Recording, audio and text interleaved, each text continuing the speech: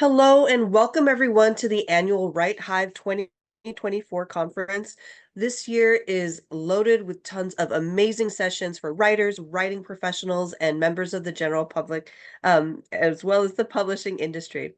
For all of you who are first-time attendees, please allow me to welcome you all to the Hive. In case you didn't know, WriteHive is a nonprofit organization serving the writing community with free and inclusive resources, plenty of events, programming connections, and so much more. This conference brings you this wonderful presentation, Creating Compelling Characters with Brieanna Wilkoff. So let me take a second to introduce you to her before I pass the torch and let Brieanna take off with her presentation. So, Brieanna is an award-winning author of contemporary young adult stories about friendship, romance, and family that really tugs at your heartstrings.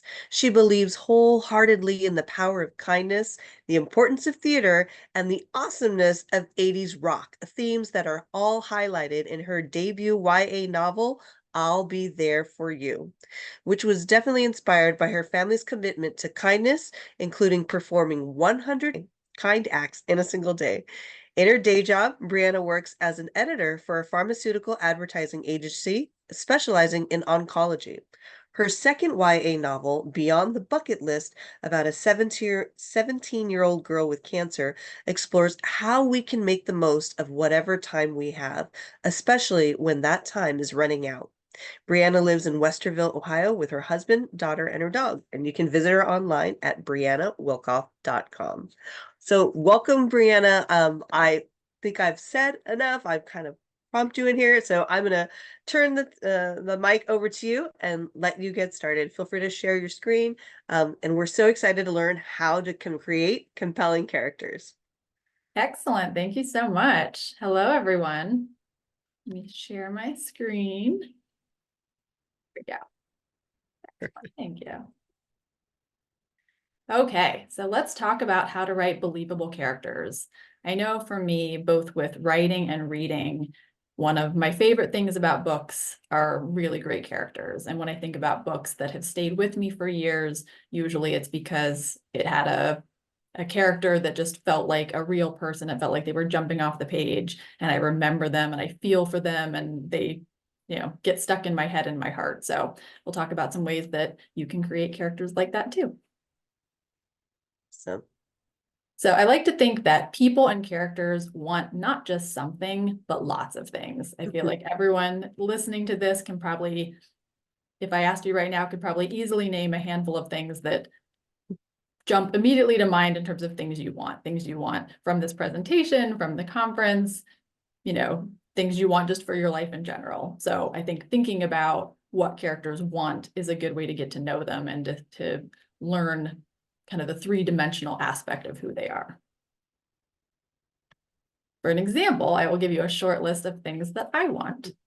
I want to write and publish books, to have a close relationship with my daughter, to laugh with my husband, someday to go on a playbill cruise, for people not to be mad at me, I hate when that happens, to be surrounded by color, to go on coffee dates with friends, pasta, my favorite foods, to struggle less with perfectionism, hygge or coziness, to enjoy my day job, to visit independent bookstores, flavored lattes, big fan, to learn new things, cute earrings, and I probably can't see them, but my earrings say write and read.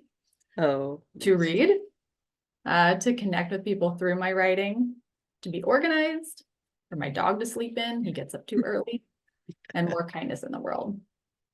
So when you think about this list, you probably have a sense of who I am as a person. You'll notice that I didn't put things like jumping out of an airplane or climbing a mountain. I'm an indoorsy type of person, which you probably have gathered.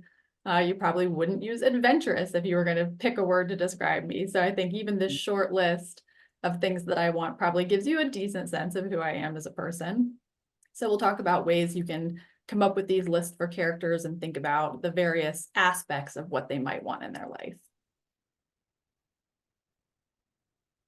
So when I think about what my characters want, one of the exercises I do with any book that I'm writing in the brainstorming phase is I make lists. So the numbers here on the bottom, I make a list for my main character of 50 things that they want. Mm. That's a lot of things. Like usually when I start making that list, I can come up with maybe the first 20 pretty easily. And then I have to dig a lot deeper to get those last 30. And then for the next number, any of the secondary characters, I'll make a list of 25 things that they want. And then if there are any important tertiary characters, I'll make a list of 10 things they want, just to kind of get a little bit of a sense of those characters. So as we're talking about how you make a list of 50 things that a character wants, it helps to think about the various things you can explore and think about in your mind to come up with those 50 things. So these are what I would call various dimensions of desire. So the first is place. Obviously, your characters are going to go about the world and they're going to be in a lot of different places. So you can think about, what do they want at home? What do they want at school or work? Within their community, you've got things like if they belong to certain institutions or organizations, things like their culture, socioeconomic status, all that can play a part in what they might want. And then even bigger, you can think about what they want at a state or country or world level, things either they might want to accomplish or just things that they wish were different about the world, that kind of thing. Also, I think it's nice to think about all these different things when you're coming up with your list, but different characters, I think, are going to fall more heavily in different parts of these circles. You might have a character or a story that is just more about kind of what's happening in their immediate world. And so your list may include more things in that home or school or work front. But if you have a character that, activism is important to them, they're fighting for social justice, that kind of thing, then you might have a lot more in that state, country, world category. And that's fine. It's just a variety of things to think about. And ideally, you would have just a mix of things in your list. So you create this well-rounded character. The next is time. We want different things for different points in our life. So obviously with a story, you're going to be focusing a lot on what the character wants in the short term. But I think thinking about, not just what they want now or today or this week, this month, this year, any of those could potentially fall into the timeline of the story. But things that they want in their lifetime can still influence what you put on the page. In the list of things I want, you saw that I want to go on a Playbill cruise. If I were writing a story of my life, that probably wouldn't make it in because I don't know when that might happen. But I think it shows you that I love theater. And so that is something that might make it into a, shorter term story of my life. And so if there are things that your characters want longer term, it may still have things that influence what they're doing in the shorter term that would make it into a story. And then you've got relationships. Obviously, characters are going to interact with a lot of people in their world. I think an important one to remember first is the relationship they have with themselves. So obviously, things they wish they could change or things they're working on. Again, I mentioned like perfectionism for me, things like that. So there's a lot I think characters want for themselves, and that's absolutely a relationship to explore. And then of course you've got family and friends, romantic interests or partners. And then beyond this list, you can think about acquaintances, neighbors, even strangers. Some characters might be more extroverted, and if you put them in a social setting, they might want to talk to new people and make meet new people. And so others might be more introverted. And if you put them in the middle of a party, they're going to take a book and go sit in the corner. So obviously that kind of thing, thinking about how they react to strangers tells you a little bit about who the character is as well. And so all the previous things kind of had multiple dimensions to the thing itself, but there are other things that maybe don't go as deep on as many levels, but are still good to think about. I like to think about food. I always put a handful of those things in my lists. And the reason I do that is because usually when I'm doing a round of revision with a story, I'll specifically go through and try to add sensory details to a scene because I think it just grounds the reader in the setting and the story. It makes it colorful, just puts some little details that are fun to read. And I think you can tie meaning to them as well. So in my debut novel, which I'll talk about here in a minute, I put that the character likes spaghetti and meatballs, which, could just be a thing. And of course I said I like pasta, so that was what jumped to my mind. But I made it a thing where it was a restaurant that she'd been to. She had a history there, and it kind of became a new part of her current story with new people. And so you can use food to have meaning as well as just making it something fun to put in a scene. And then of course, appearance, what characters, what their style is, how they dress, how they look, whether they're happy with things, wish they could change things, any of that kind of thing can can be worth considering. Academics, sports, hobbies, extracurriculars, anything that your characters spend time doing, they probably want something related to those in some form or fashion. And then with all of these things, I think another layer to add to it is the importance. Obviously, different things are going to be more or less important to your characters. And I think it's nice to have a variety of those too. So whether I get a latte today is not going to make or break my day. That's a very trivial want, even though I might want it. But things like my relationship with my daughter obviously is a much more core desire. It's something that I think about and make decisions based on a daily basis for years, and so I think having that mix of wants in terms of importance to your character help build that well-roundedness as well. Okay, so now I want to give an example. So I'm going to read the back cover blurb of my young adult novel that's up there. I'll be there for you. And then I'll give you a list of what the main character Ray wants. You can kind of get a sense of it in action. Ray Ballister loves movie musicals and, thanks to her dad, 80s rock. Since he died a year ago, his favorite music helps keep his memory alive. Struggling to move on, Ray keeps her head down and earbuds in, but shunning the world has cost her even her closest friendships, leaving her the owner of a lonely heart. When Ray meets Mac, a boy with a charming smile who thinks any problem can be solved with a show tune, she cautiously welcomes their easy banter. With his humor, enthusiasm, and well-curated Broadway playlists, Max slowly edges his way into her heart. But when he proves every rose has its thorn, Ray thinks about withdrawing to the comfort of hair metal and the silver screen. Should Ray retreat from the world to protect her already broken heart, or will her involvement in the school's theater program and the random acts of kindness she and others have started performing give her something to believe in? I'll Be There For You delves into the personal journey of healing old wounds, making new friends, and learning how to build a future with pieces of the past and present. So hopefully that gives you a little sense of the story and the character. And so now we'll get into what Ray wants. So Ray wants to be close to her mom again. There's been some distance between them since her dad died. She wants to act and sing and perform. To not be afraid to drive at night. That's related to the way her dad died as well. To not be so tall. To have a boyfriend. A kitten. To get past the 1-year anniversary of her father's death. To forgive herself. She feels responsible. Gummy worms. To watch movie musicals. To get a part in the school play. To have friends. To help someone else who's struggling. To go to a Bon Jovi concert. That was her dad's favorite band. To pay kindness forward. To be known at school for something other than her loss. To process her grief. Spaghetti and meatballs. To spend time with her grandfather, and to not show her vulnerability.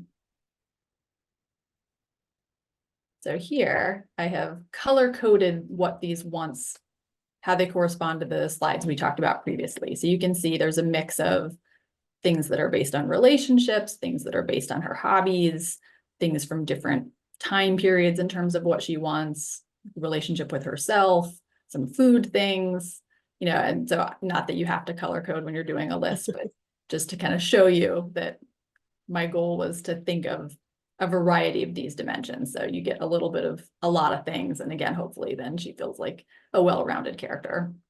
Obviously, this is not a full list. This isn't 50 things, but hopefully it gives you an idea. Okay, so I want to pause here, and after you've actually, first I'll say, I generally do these lists after I have a decent sense of what the story is, a little bit of a sense of the character. That's when I'll make the list for all the characters. I usually do all the lists at the same time.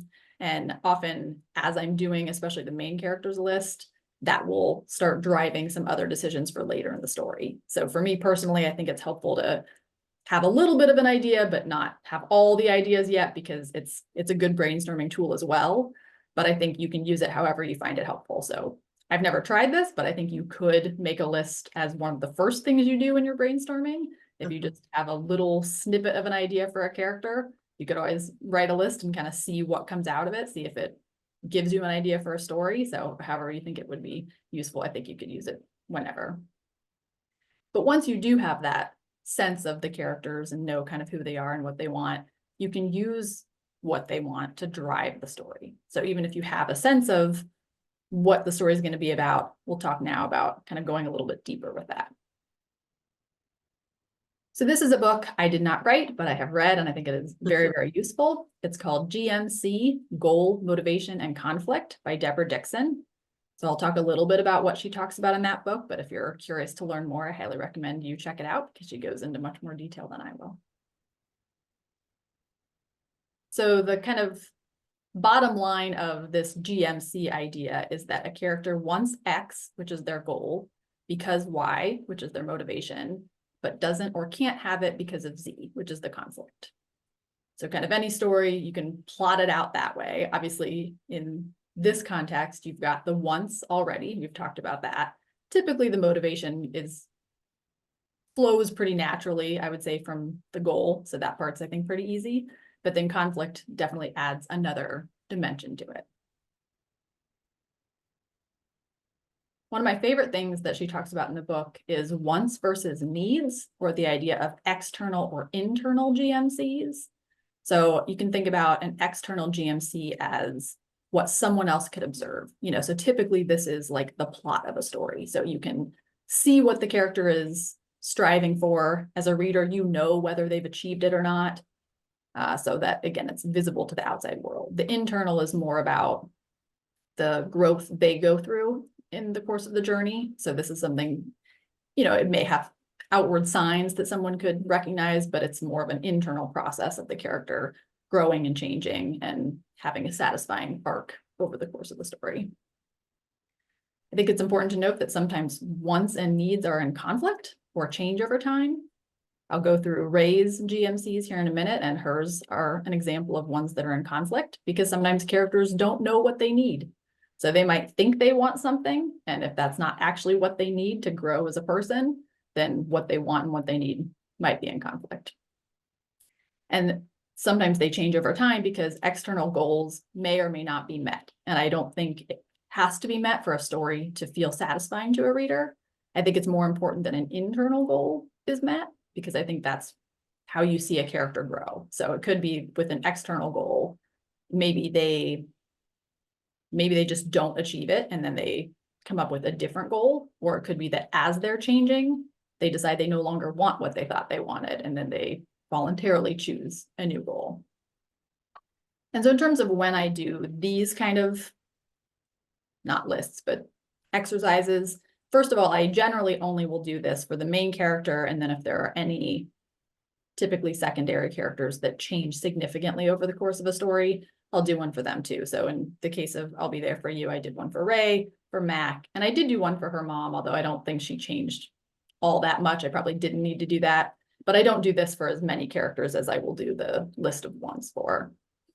And then I also think you can do this kind of at whatever points you think it would be helpful. So sometimes I'll just do it once and I'll just know in my head, oh, this is kind of what she wants at the beginning or in the middle.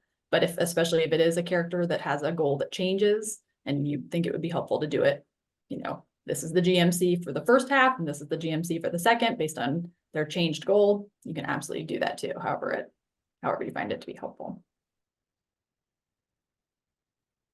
So for an example, Ray's GMCs. For her external, Ray wants to be left alone in her grief because opening up to others has led to more pain and suffering, but Mac is nosy and persistent. And her internal is Ray wants to heal her broken heart because the sadness and guilt over the loss of her father are unbearable, but she doesn't know how.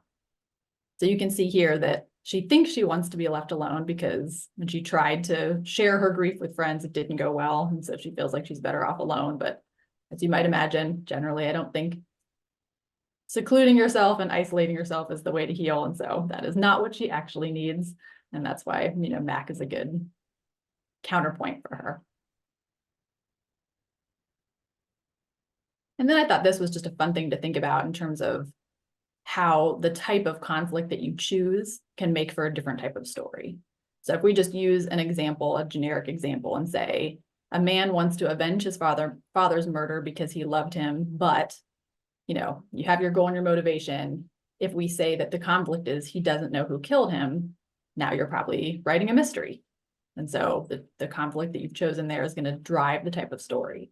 But if you change that and say the murderer is his twin brother, not a mystery anymore. Now it's more maybe a thriller or just family drama, that kind of a story.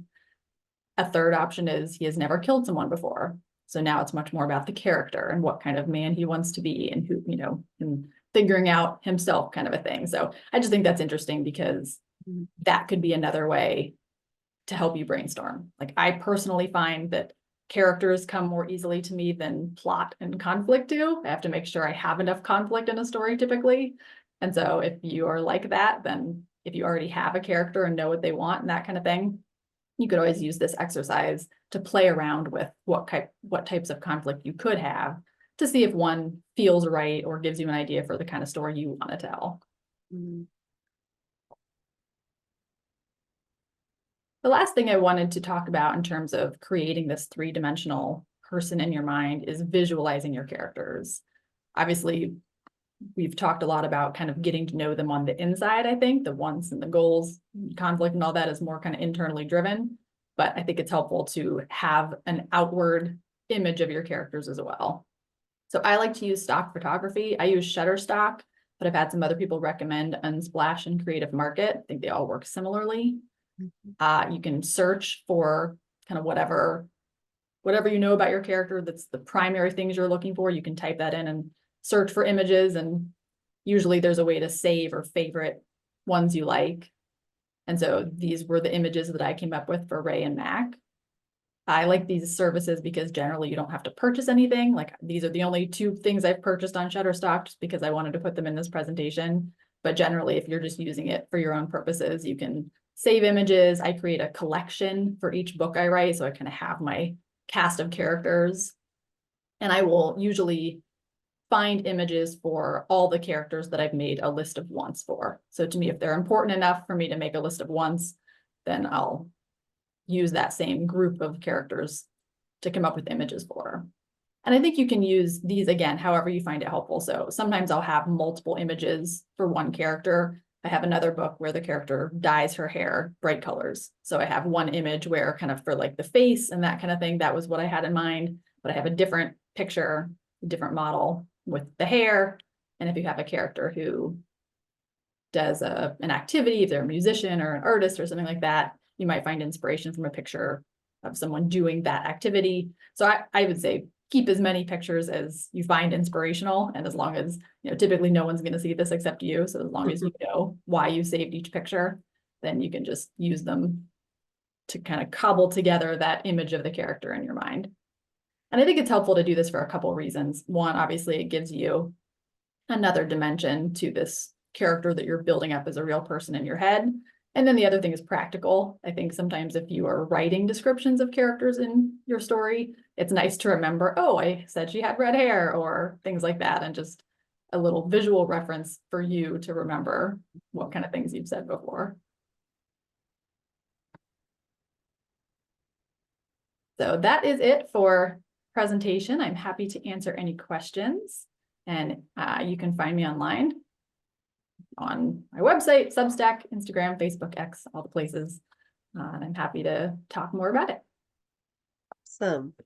From listening to it, I do have like just a handful of questions. Now, when you're going through creating these lists of wants for your characters, is this something that you personally do before you even begin writing your story, or do these exercises work throughout the writing process? Does it change? So can you kind of talk to that a little bit?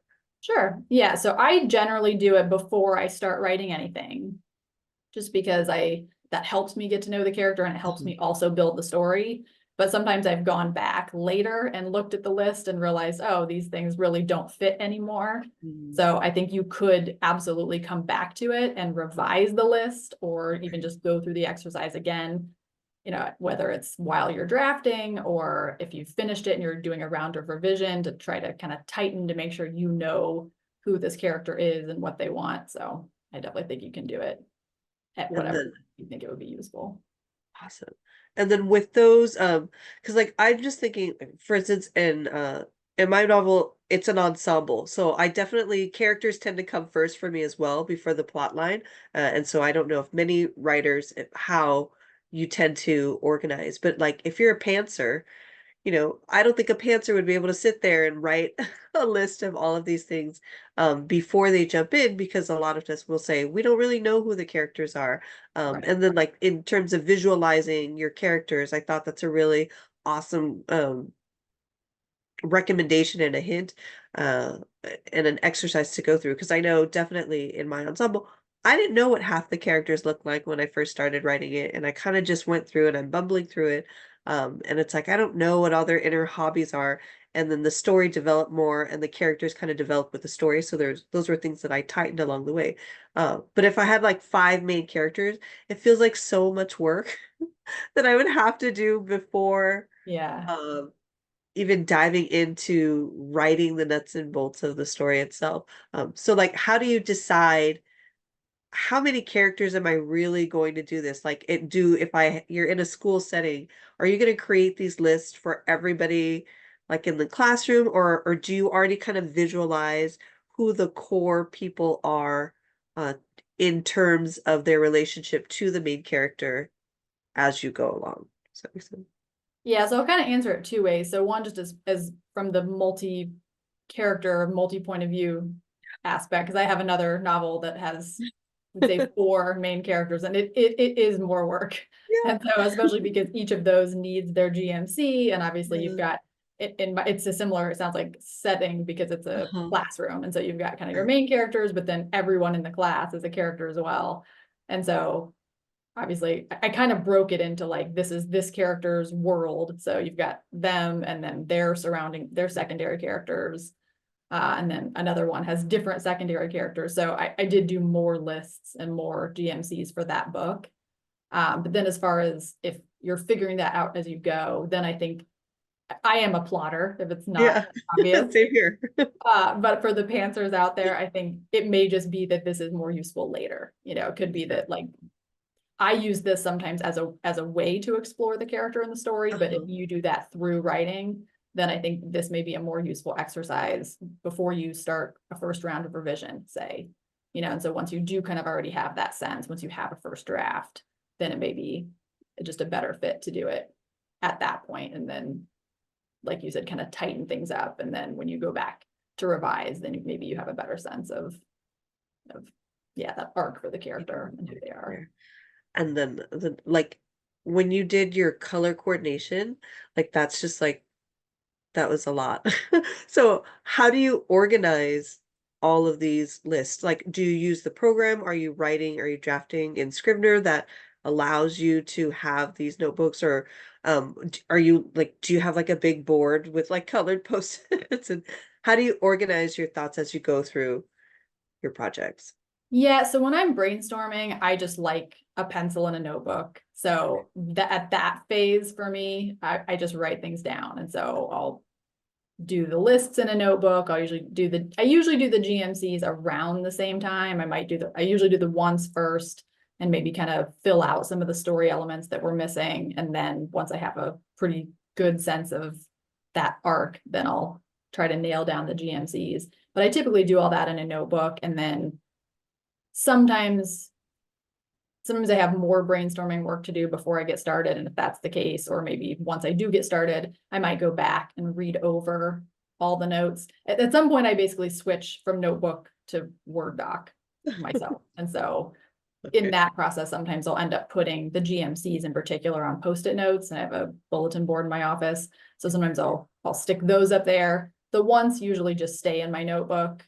But I tend to use those earlier in the process. So I think if you were using them later, then it might be helpful to do something else so that you can visualize it better. Awesome. And I think my last question is really more genre specific. So like I write fantasy, so a lot of our books have to deal with your world building. Um, would you, or what are your thoughts? Or it sounds like your stories are more contemporary. So sometimes the setting is important, but like in a fantasy genre or sci-fis, is this something you could see as an exercise for the world itself? Where you treat the world as a character, or do you think it works better one way or the other? Like, how would I I use it if I was writing fantasy?